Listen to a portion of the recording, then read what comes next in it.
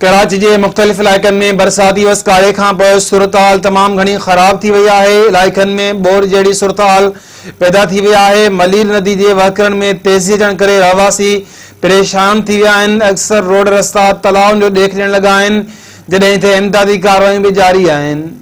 सिंध जे गादी वारे शहर कराची में मुसलसिल वक़फ़े सां बरसात जारी आहे।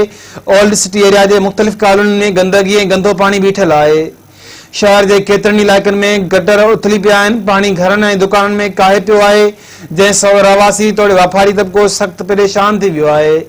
इंतिज़ामिया तरफ़ां बरसाती पानी नेकाल करण लाइ कोशिशूं जारी आहिनि। हैवी मशीनरी ज़रिए कमु कयो पियो वञे। दादा भाई कॉलोनी मां पानी नेकाल करायो वियो।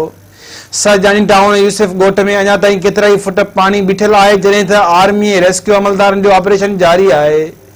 बे तरफ़ सफूरा खां मलीर कैंट वेंदड़ शाहराह ते बरसाती पानी तलाउ जीअं बीहजी वियो आहे। शहरनि ऐं मुसाफ़िरनि खे सख़्त तकलीफ़ुनि खे मुंहुं ॾियणो पइजी रहियो आहे। मलीर नदी में पानी वहकरण में तेज़ी अची वई। बरसात खां पोइ इलाइक़नि में बोर जहिड़ी सूरत-हाल पैदा थी वई आहे।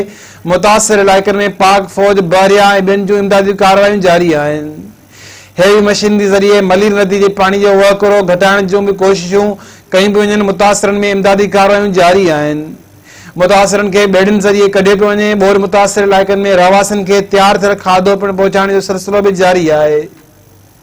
होॾां मौसमियात खाते दावा कई आहे त कराची में बरसाती सिस्टम कमज़ोर थी वियो आहे, जॾहिं त सिंध जे गादी वारे शहर कराची में सुभाणे सुबुह ताईं वक़फ़े सां हल्की त किथे तेज़ बरसात जो इम्कान आहे।